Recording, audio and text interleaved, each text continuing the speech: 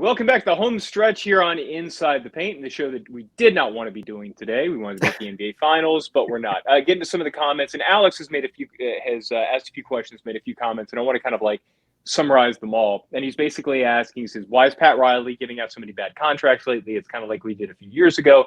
And I think the two contracts he's pointing at in particular are the Kyle Lowry contract and then the Duncan Robinson contract.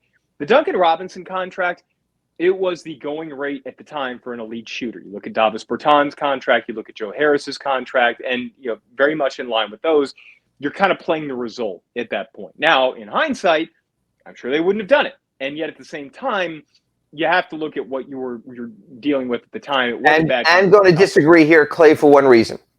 You also always are trying to create tradable contracts. The Heat did not have a sweet spot contract. They have Jimmy Butler, Bam Adebayo, and Kyle Lowry at the high end, the superstar level.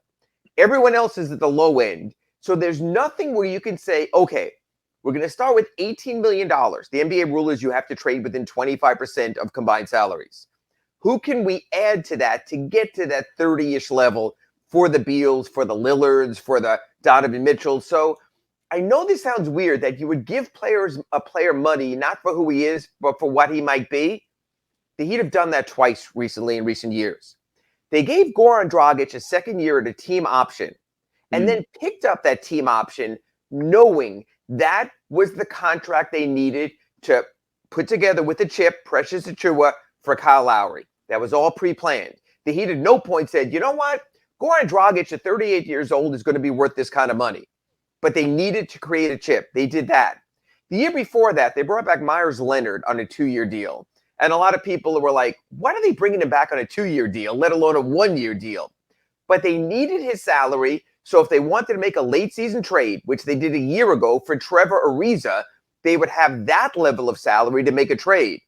So Duncan Robinson just might have won the lottery by being the right guy at the right time to get a sweet spot contract. Without that Duncan Robinson contract right now, if you are going for a home run, shooting for the stars, going for something that big, you also would be talking about choke, trading a Bam Adebayo.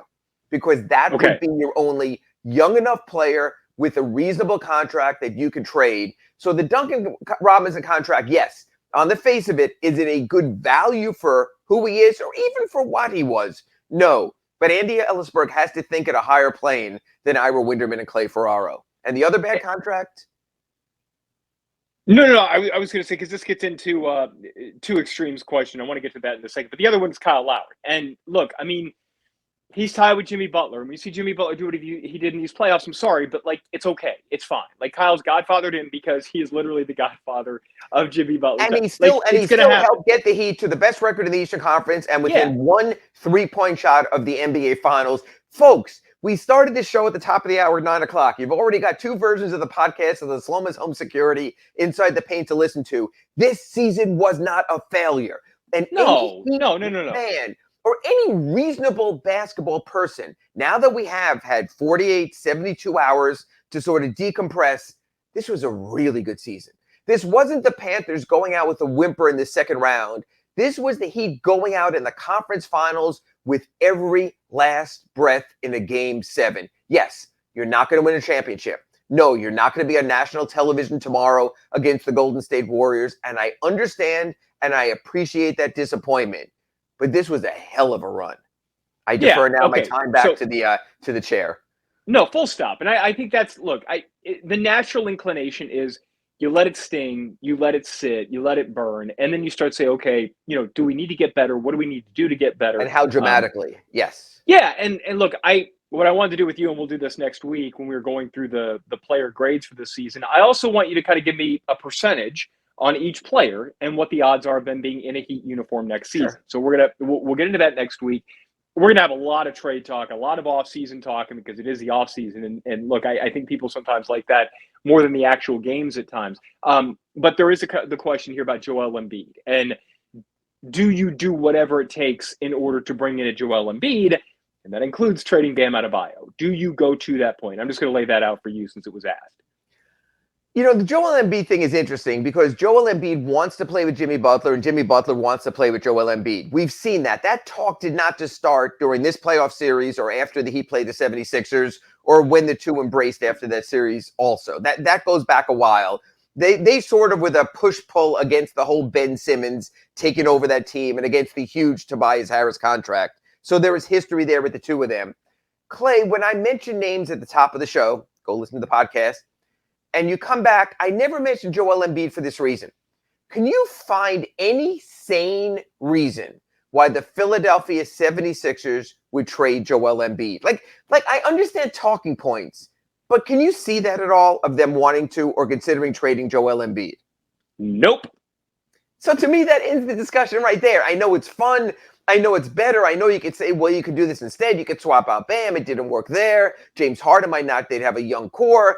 And I get all of that with Maxey and Bam Adebayo. They can grow forward from there. There's certain players. Now, look, the one thing I've also learned is never fully doubt Pat Riley and Andy Ellisberg. Right. They will give you Jimmy Butler when you have no cap space. They will give you Kyle Lowry when he can either go home or else go to more of a championship contender with LeBron perceived at the time, and yet he gets him. So I wouldn't rule it out summarily, and maybe something else happens there in Philadelphia. Bam is your guy on this incarnation of the team. You're not moving him for a Karl Anthony Towns or someone like that, a lateral move. Teams also like to build, even more than culture, even almost from a marketing perspective, you want to have a certain continuum. You don't want to have people buy a certain jersey and then every year have to trade in that jersey for someone else, like that NBA jersey exchange commercial from American Express where they're crying because their guy has been traded. You have to have a certain continuum. To me, the Heat's continuum, really the only continuum to the future right now, is Bam Adebayo, because I'm not so sure Tyler Hero will be around for those who own his jersey. So I wouldn't say Bam is untouchable, but I think he might be as untouchable as anyone on this roster. And this is why, and just to kind of put a capper on this, because the type of player that you would only consider including Bam Adebayo in a trade for is the type of player that the other team will not want to trade under any circumstances. And that's or is their linchpin, who is their Karl Anthony Towns, is that you can't have a Minnesota Timberwolves team saying we're on the come, we're on the rise, we had a great finish to the season, we have new ownership with A-Rod coming in, we have a new front office with Tim Connelly coming in, and now we're going to sub out the guy that we built all this hope on. So I don't see something like that. Joel Embiid's the same player in Philadelphia. Joel Embiid is the 76ers. It's not James Harden. He might demand a trade 6 months from now. It's not Tobias Harris. His contract sucks. It's not, at least now, Tyrese Maxey. That's for their future. So there's certain players, and even when I mentioned the Damian Lillard trade, and I keep saying this, only if Damian Lillard signs off on it. The Blazers are not going to force Damian Lillard out of town.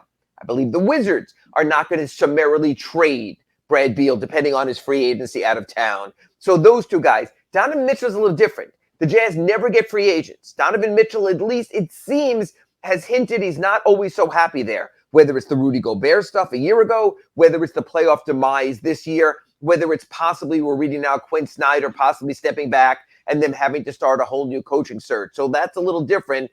They may have to move him against his wishes or where he wants to go, although I think he would love to go. So I'm going to preempt you now. I know you hate trade speculation. I know we don't talk about something till it's who hates trade speculation? I live for this stuff. I understand. Lay it on me, baby. But we have to pretend we're professionals. Straight up. I'm going to give you the straight ups. Let's do the straight ups first. Who says no? Okay. Would you trade, if you're the Miami Heat, Tyler Hero for Donovan Mitchell? Yes. Would you trade, if you were the Utah Jazz, Donovan Mitchell for Tyler Hero? Other way.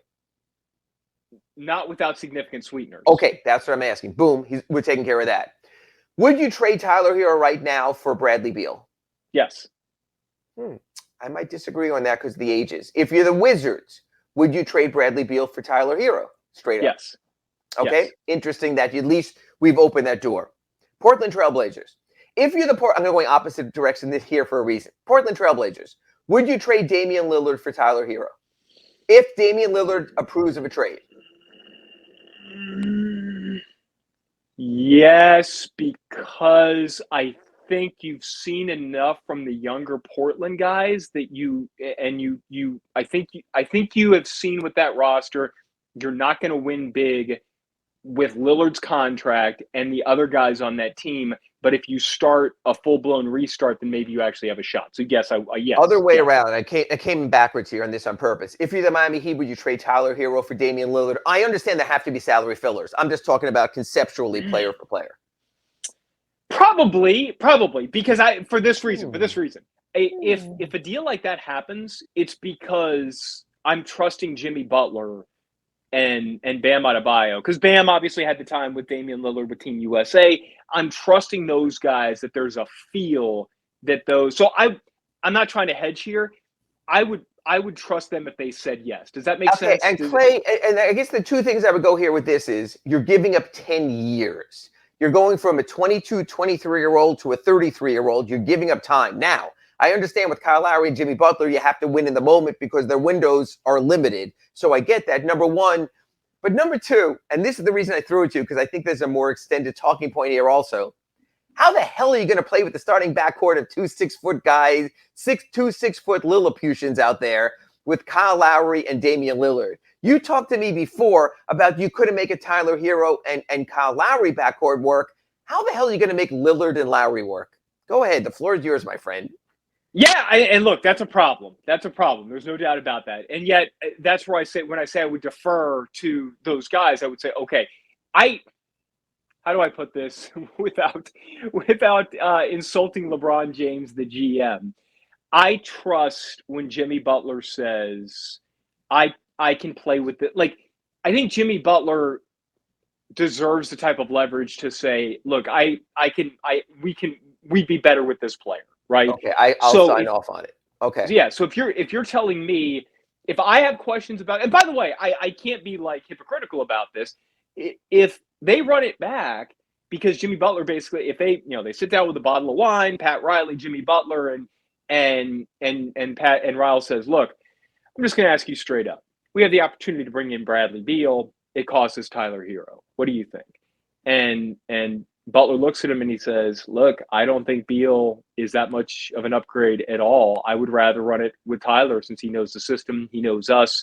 But then I would have to trust him on that too. So when I say something, it's kind of based on the idea that if Jimmy Butler and the rest of the team sign off on it. So all that to say, yeah, you know what? I'm probably contradicting myself a little bit when I say that you can't have a Kyle Lowry and Tyler Hero backcourt and then say Kyle Lowry, Damian Lillard. And my entire point I'll own that one. Of this mini segment, since we only have one time left for one more mini segment, was this.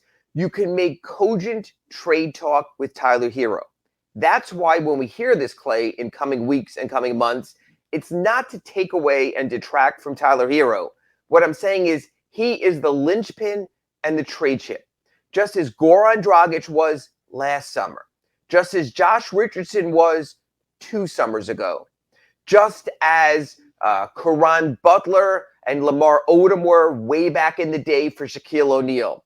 It's not denigrating the player for who they are. It's just understanding that you can have cogent, real, legitimate, and honest trade talk because Tyler Hero is that good and can be that respected and has that type of value. So again, I'm not saying Tyler Hero is a 25% chance or a 75% chance of being traded. I'm saying you can make common sense arguments and debate points by putting that into play, as we just did with 3 prominent potential available offseason moves. And too extreme, and we appreciate you being super loyal and really, really thankful for your support. And he's asking a lot about Bam, and I don't think I'm like giving away any secrets here. Too extreme is kind of over Bam, I think. And he's asking, how do you keep trusting him? I trust him because he's a ridiculously good defensive player, and I think he gives you enough offensively, even at his worst. And look, he has to be more aggressive. Nobody is saying that he's a finished product game in and game out. But man, he is so good. He is so well worth the max contract. I'm so tired of this talk on social. Oh, why do you give Bam Adebayo? He's the best defensive player in the NBA. Like, full stop. And that's the Robert thing. And Williams was fantastic. And that's the thing, Clay. He excels in one area, which is what you want. When you give a max, what do you have? That ultimate NBA level skill. But here's the deal. And for the Bam detractors out there, I can understand the frustration for this reason. If Bam Adebayo never showed he could do it, then you would say to yourself, it's not there. He can't do it on the offensive end. But that 31-point performance in Game 3, when he was dominant. It is there. I know Robert Williams was ailing, but it is there and he can. So I understand the frustration of Heat Nation because Bam can. And Bam only does it, honestly, 20% of the time is he that kind of aggression that we saw in Game 3 in Boston. So yes, I want to see Bam at 40% of the time next year. I want to see him at 60% of the time. I want to see that curve go up because he can do it. And I totally understand the frustration because he's not an all-the-time do-it type of player. Understand the frustration, but that's so much different than, oh, we got to move on from him. Oh, we got, like, no, man. And I'm sorry, but that's where the pendulum swung after this playoff series, which is ironic considering he was so good in Game 7. Like, chill with this. Miss me with this, all right? And listen to what Udonis Haslem said yesterday. When you have somebody like Bam Adebayo, who is still a young player and still kind of growing into his role, and he's responsible for so much on the floor, there is still, at this point in his career and his development, that moment where he thinks, right? And I think defensively, he's not thinking anymore. He's acting. Offensively, it wouldn't surprise me one bit if he took a big leap forward next season. So anyway, we're going to have weeks and weeks to talk about this. Ira, NBA Finals, we got a minute. I'm fascinated by this series because from a Heat perspective, Pat Riley always builds his teams to beat the teams that he thinks are the biggest challengers. I want to see if Boston targets Stephen Curry defensively. Like, I would have been concerned that they would have targeted Tyler Hero all series long if Tyler Hero was in the starting lineup. And I'm fascinated to see that matchup. I think Golden State's better. I think they could easily win this thing in 5, but I really want to see how that X's and O's kind of chess match plays out. And my view is if Golden State goes out there and shows you simply can outscore the Celtics to their own game, all the more reason why the Heat have to add more offensive firepower in the offseason, because to get past those Celtics, you can't always trust the 100-93 score, and you might need 120 points, which is why you might need a little more consistent offense also. That's how I'm watching the NBA Finals. Great stuff. We made the most of it, even though it was a show we did not want to be doing. Next week, the season grades and what are the chances each player currently on the roster is on the roster next year. That's all for us. The Big O Show rolls on next.